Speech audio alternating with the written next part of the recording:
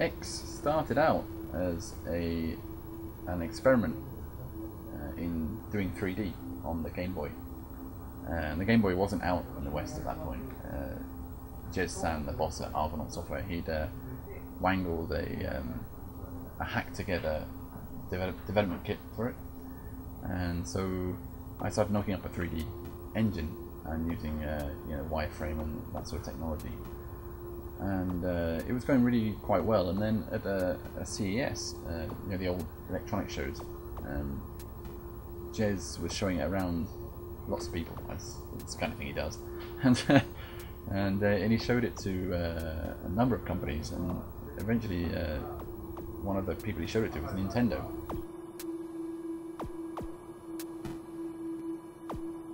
Nintendo recognized the fact that no one else had managed to do 3D on the Game Boy, and no one even thought it could be done, Nintendo especially, and they thought it was just like a 2D machine, and it was designed to be like that. And Nintendo basically flew us out the next week to discuss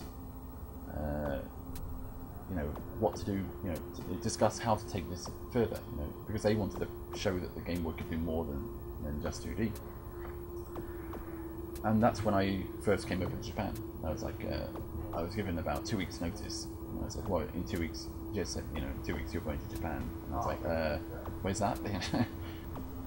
And so, anyway, I came over and I was like about, I must have been 18 at the time. I was pretty young and naive and wet behind the ears. And we went to Nintendo. It was big, first time I've ever been to like a massive office like that, huge. It was in the offices they used to be in Tokaido. And I was in this room with it was me, Jez, and Tony Harmon, the Nintendo America guy. And he was pretty young at the time as well. I think he was like 24, 25, and even Jez was probably like 23, and I was like 18. So like real young, group there. And then troop in like 30 Nintendo people. They come in and just line the other side of the table, and they're all like 30 something people, and like Miyamoto was there, and I didn't know who he was at the time, and probably other people like Takeda probably was there, and all kinds of fairly high up people, and they said, well, show us what you got. And we showed them the Game Boy demo that I've knocked up, which had like 3D wireframe and scaled sprites and all kinds of weird stuff in it. And so Nintendo was suitably impressed by that, and they showed us a prototype of a Super Nintendo, which we didn't know about at that time, and no one knew about at the time, outside of Nintendo. And it was like a sort of hacked together sort of machine, and it had like a very early ROM of like Super Mario World plugged in the top of it. And then they showed us Pilot's Wings, and for Pilot's Wings they really wanted to develop a 3D technology for it, and Jez came up with the idea to develop a 3D chip to work on it, and that ended up being the FX chip.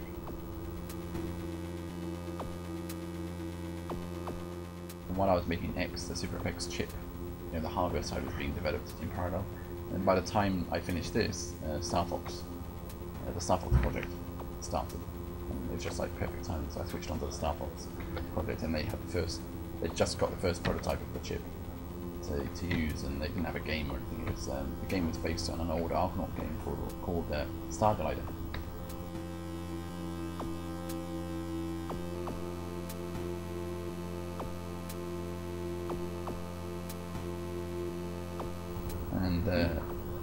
And so we started developing the game as a Star Glider 3 for the Super Famicom.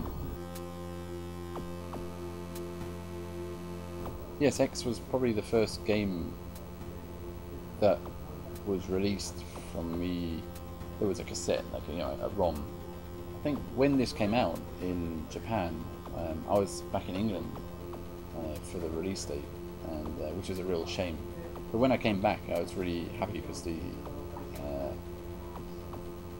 had TV advertising for it in Japan. ゲームボーイファンの諸君、元気かな？今日はゲームボーイポリゴン X という少々厄介なソフトを紹介しよう。君は 3D 空間シミュレーションという言葉をご存知かな？この高度なテクニックによってリアルな3次元感覚を初めて実現したアクションゲーム。それが X だ X だ X マニアの方だけにおすすめっす。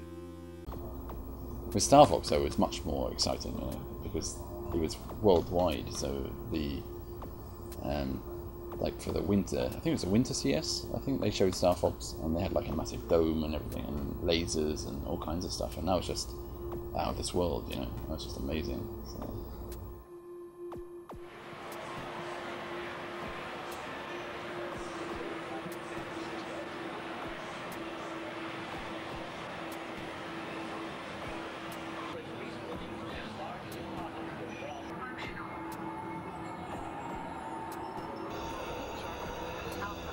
I think I remember at the time Nintendo showed me a similar video at the time, because I didn't actually get to go to the show directly, and I was amazed at the amount of effort they'd put in on the stand.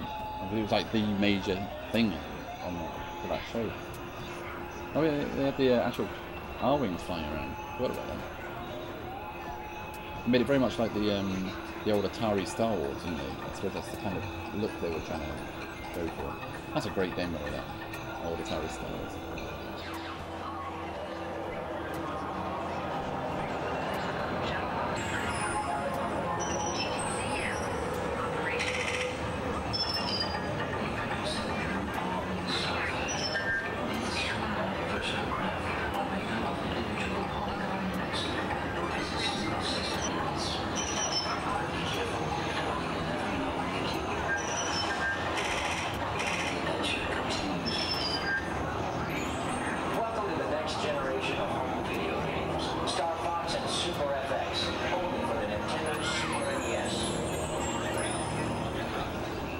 Quite amazing, isn't it? They don't do anything like this nowadays, do they?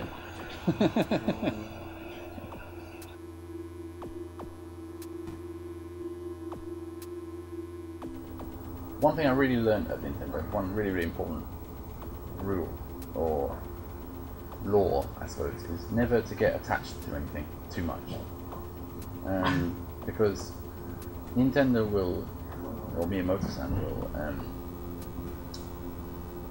basically cut stuff completely and doesn't bat an eyelid at how much work went into it or whatever. And it's not like in whole games even as such. Even parts of the game, you know, you might spend a lot of time developing one particular idea, you know, and if it doesn't work, then you know, just cut it out. That's the rule. And Star Fox 2 was unfortunately a victim of that. Star Fox 2, the game, it was an interesting extension to Star Fox 1, and we went through so many idea iterations and stuff, and put lots of stuff in there. And at the end of the day, because of the incoming, you know, Nintendo 64 and the PlayStation 1 was out by then as well, you know, and the Saturn, and the feeling within Nintendo was they didn't want to be shown up with their Super FX chip 3D.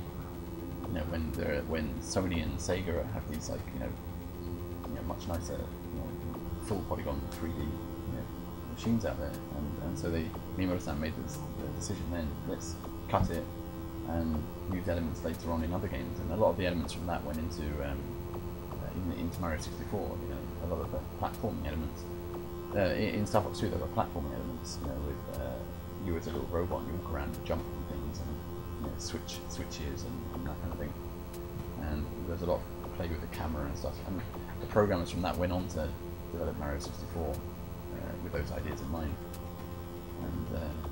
and also a lot of the game ideas, you know, the sort of Star Foxy ideas went into the Nintendo 64 Star Fox, and eventually the actual strategy side of Star Fox 2 went into Star Fox Command. So it all got recycled eventually.